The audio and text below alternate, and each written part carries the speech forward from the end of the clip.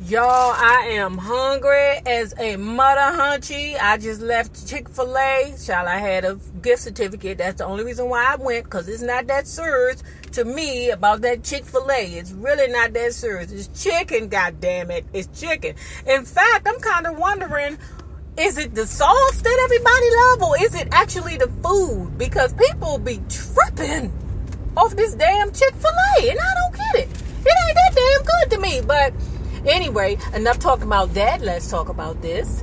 Hey guys, hey, this is Nay. Follow me on IG, Periscope, Twitter, Spreaker, and support me on Patreon at NayRob on YouTube. Don't forget to like this video, share this video, comment respectfully, and subscribe. Now, let's talk about the Real House Huzzies of Atlanta. Okay, guys, you know I never do excuse me, I never do a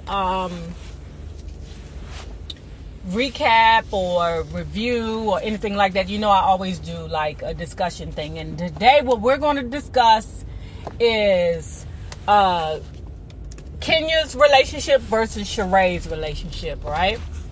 Now y'all know how this thing is working now, where it just seems like a lot of things play out on the internet and in the blogs first, I guess, to get us excited about the season, and then it plays out on the show, right? So, you know, initially when I heard about Tyrone and Sheree, I was like, nah, that's probably just an old dude that she hooked up with here and there so that they can run scams on people together so she can finish paying off this house. That's what I thought. That's what I felt about the situation. I felt like, you know, that's nothing serious. Sheree, you know, she bought that guap. She paper chasing Huzzy, because, you know, she was chasing, what's his name, Bob, for his freaking child support for 100 goddamn years, even though he knew the man didn't have it. He didn't have it. You know, not what she wanted. You know, I guess, I don't know. I don't freaking know. You know, I'm not a baby mother. You know, you can't force money out of a man that he don't have. And sometimes even when they do have it, you know, them mother suckers don't want to part with it. You know, they rather sacrifice their children than their new sports car, if you know what I'm saying. But at any rate, I didn't think that it was real. I really thought that it was all bullshit, and that Real Housewives of Atlanta was playing games, right? Now, let me tell you what I'm so shocked and confused about. The first thing is with Sheree, I thought that, and like I said, initially, that it was just, that's just her friend because she needed to pull some scams so that she can get her house done. Boom. But then when it came out possibly that could be her boyfriend, I think she said, let me run with it. Because I actually don't have a storyline. You know, I'm willing to make guap at any means necessary. Now, like I said, this is a new plot line that I've never seen before on reality TV ever. Okay? Except for, what's the name of that show? Incarcerated Wives or some shit like that. Or, you know, some shit like that, right? But, to see a woman that's supposed to be of her caliber to mess with a dude that's locked up, I really don't believe it's real. Because I'm like, Sheree, where's your Judies? Why haven't none of your girlfriends broke down to you the game? And ladies, I'm about to school you to the daggone game. I'm not going to fake like I never had a relationship with a man that was incarcerated. Yes, I was a teenager. Yes. And if it was times where, you know, I told you all that I messed with drug dealers in my lifetime, or street dudes, if you want to call them. And if they was to get locked up, then yeah, I was working with them for that time being. But I was very, very young. I had to be under 23 or something like that. You know, it had to be something like that. But trust me, I was very, very young. And what I'm not going to do as a grown woman is fall for the bullshit. You hear me? That's what I'm not going to do. I'm not going to pay nobody's commissary. I'm not going to put no money on nobody goddamn books. I'm not going to accept no collect calls. I'm not doing none of that. You hear me? Because I'm a grown-ass woman and I have my own responsibilities and I can't afford to pay for another grown person and their responsibilities, okay? That's what I can't do. Unless we're in a committed relationship where this is my husband. Or, child, I'm giving y'all a lecture. Anyway, so let's do this, right? Let's do this. So, I'm just surprised that none of Sheree's girlfriend hooked her up with what was game, right? And let's start with game number one. Game number one, when you're locked up or dealing with somebody that's locked up, and I feel like I don't understand why Sheree doesn't know this, but game number one is this. When you meet the man, they always lie to you until, they reach out on the outside, or either they have somebody who they, who like, a cousin or something, be like, cuz, hook me up with your friend, or, I just need, just give them my number and I'll take it from there. Meaning I'm going to put that spit shine on and manipulate them so much so that they believe that I'm in love with them. And for real, what it is, I'm telling all the women the same judge. All of y'all getting the same game. Then that way I don't have to get it. That way I'll never get it wrong. All y'all name is going to be Sweetie, Pumpkin, Sugar, Booger, Baby, Bay, all y'all gonna be the same name, and I'm gonna run the same freaking game because I got time and I'm fucking bored and I need somebody to pen pal me and accept these collect calls so I can run game on them, right? But after that step right there, once they get you in there, once they got your ear, the next thing they do is they lie to you about how much time they actually have. Because if you're dealing with a woman who has been single for a long time, then they're like, oh, I could take a year. I could wait for him about a year. He giving me the dream that he want me to, and I'm absorbing his dreams and I'm feeling good. And I ain't never had nobody to tell me what they telling me before, that he's, going to do this for me, that for me, blah, blah, blah. So now you're absorbing the dreams. Now you're hooked. Right? Because he done told you that he's going to get out in about a year or two. Because, hell, you ain't had a man in 5 years, so fuck it, I'm there. Right? But then when that first year come and he don't get out, that second year come, now he's telling you that, oh, they playing games with me, I ain't getting out, the next time I go to parole is this day or that day next year. They said blah, blah, blah. But it's already too late after that first and second year. The lady is already vested. The woman is already vested. And y'all know what vested is. What vested means you get a check in the company after you 100% vested.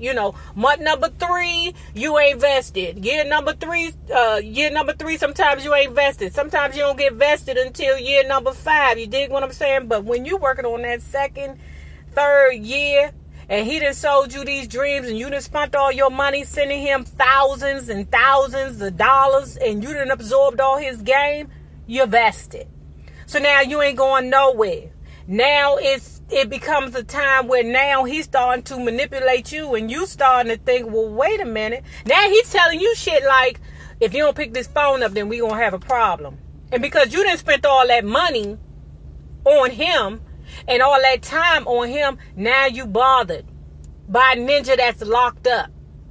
Now, and isn't that strange how the men that be locked up, or whoever be locked up, they think they punishing you by not accepting your calls, or not your calls, but not calling you, and you pay for the calls.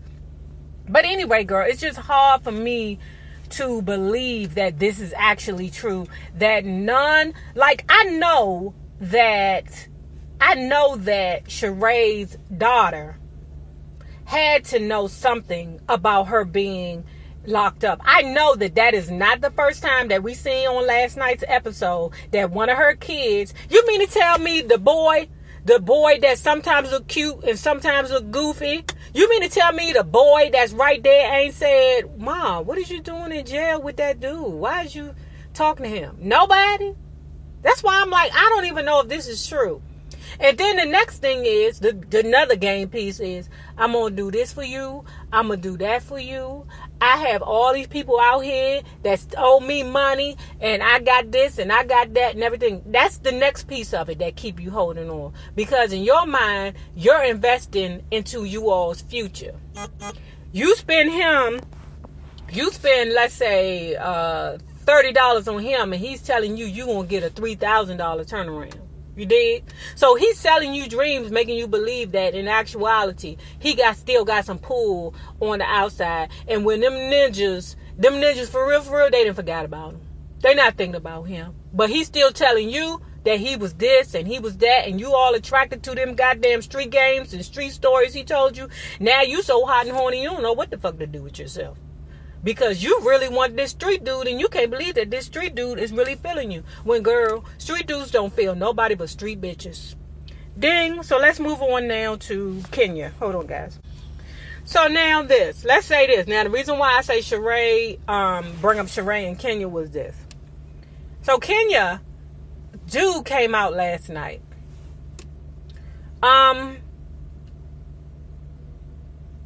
I believe that she has a relationship. You know, I believe that she's very giddy about the relationship. I believe that she is really like excited about something that could be true. I don't like, or could be real. I don't like how those bitches was like, I think she's into him more than he's into her. Guess what? Sometimes it happens in relationships. Point blank. There are times where my wife loves me more, or it's evident that, she was feeling. It's times throughout our time together, our 15 years, where my wife was loving me more, and then I wasn't, I was bullshitting, and then I loved her more, and she was bullshitting. It was just like, it just happens sometimes. So that's not a bad thing when somebody loves somebody. It's just how they feeling in that moment. I'm sure over time, because she seems totally involved into the relationship, that I'm sure over time that they will be equal. And I'm sure there are going to be times where he's feeling her more or she's feeling him more. So that was unfair to say, Then the little stunt that Sheree pulled about the nose ring. Y'all, I can't lie. That is not something that the DMV does. That is not DC. That is associated with the life. Okay. When you see a man with a nose ring.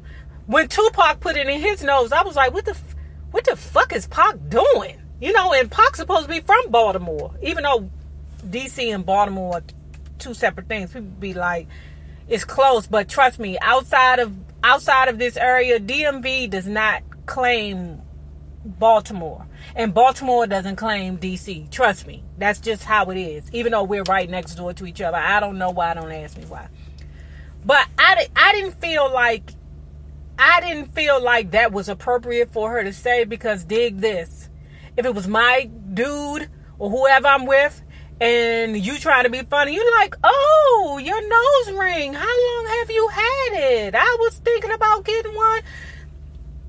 If that was my dude and I was right there and this bitch tried it, I would give her the ninja. Do you hear me? She would get the ninja. Bitch, don't play with me. Don't play with me, bitch. And I'm not a reader. I'm not. I'm not quick with it like that. I don't know how to say things with shade in it and a person thinking too hard and they got to figure shit out. Did they just shade me? No. I'm going to say, bitch, don't try me, because this is not balanced. This brain right here it's not local, baby. It's not local. So what you don't want to do is try me or the person that I'm with, right? So I thought that was disrespectful. I thought the girls were extremely disrespectful to Kenya. Regardless of what you think, it's not up to you to care about what you think. Because for real, if you ask me, every last one of them hussies. Nene husband pulled a stunt on her when supposedly, don't y'all forget when Nene husband supposedly stole like $350,000 from her that she didn't know where it came from, or where it went. Don't do me. Nene's husband pulled a stunt too. And then when he found Nene, guess what he was doing? Fraudulent activity with real estate. So all y'all husbands got some issues too. Todd, people just left Todd ass alone. They just left him alone from calling him a kept husband. And I don't know if y'all still feel about him being, kept. Cynthia, same thing with Cynthia, kept. Kenya's like the only person on the show now whose success has not came off of the back of a Real Housewives of Atlanta. Because all the rest of them, they spend a Real Housewives of Atlanta money. Even though they not getting paid, believe me, the bitches is paying the husbands. They getting the guap. If Real Housewives of Atlanta giving them $1 million, trust me, Candy is giving Todd $750,000. Okay? And she keeping $250,000. You hear me? So I don't think none of these hussies have room to say anything about any of the women down there. I'm trying to think who else is on there. So you got Kenya, Candy, Nene, and Portia. I know Portia ain't talking. As bad as you drag. Not only was the rumors bad about Cordell being bisexual, but honey, you put it out there on him too. You was the one that was like Cordell likes certain things. So you can't talk about nobody's husband. I don't know why these women on this show be so damn dirty and so damn judgmental and act like they don't go through nothing. I don't get these hussies. But anyway, guys, y'all, I don't believe that this Sheree thing is true. Do y'all believe it? And like I said, the only thing I can say is that Sheree and Tyrone Biggums, they just did some fraudulent shit together, and she was like, all right, I hang around for a minute, or I make this a storyline or something, because people were saying it. Now, remember this, the same people you meet on the way up are going to be the same people you meet on the way down. Naysayers, my patron loves. Have a good one. Deuce.